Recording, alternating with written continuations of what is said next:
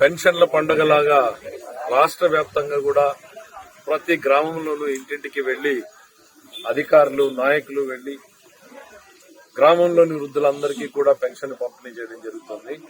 ఇప్పుడు సమయం దాదాపు 11:30 కావస్తా ఉంది.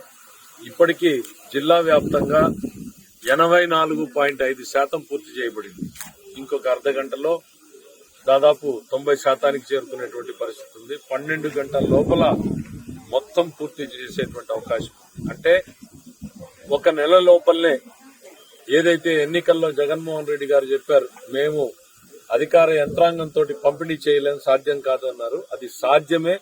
2 గంటల్లోనో 3 గంటల్లోనో మొత్తం పంపిణీ చేయొచ్చు అనేటువంటిది ఈరోజు చేసి చూపించాం.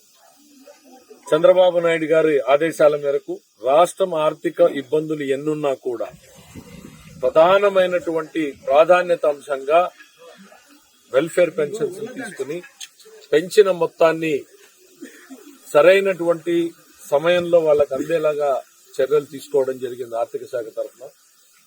ఉద్యోగస్తులటువంటి జీతాలు కావచ్చు, ఇతరత్ర అంశాల మీద కూడా అంతే ప్రాధాన్యతను దృష్టి పెట్టడం జరుగుతుంది.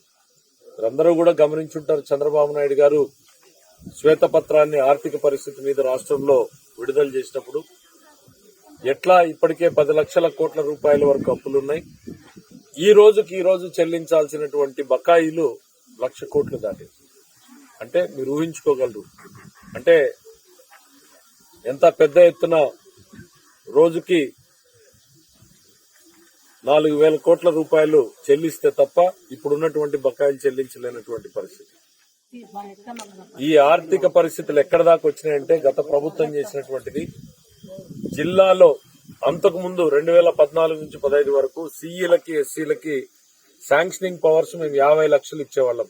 ఎస్సీ జిల్లా స్థాయిలోనే 50 లక్షల రూపాయల పనుల వరకు ఇక్కడికిక్కడే శాంక్షన్ చేసుకునేది. అది రోడ్స్ కావచ్చు, డ్రింకింగ్ వాటర్ కావచ్చు, ఏదైనా కావచ్చు.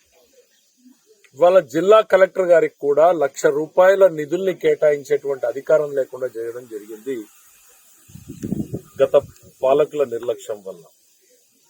దాంతో ఏమైతుందంటే గ్రామ స్థాయిలోనో జిల్లా స్థాయిలోనో పరిష్కారం కావాల్సినటువంటి పనులన్నీ పెండింగ్ పడతాయి.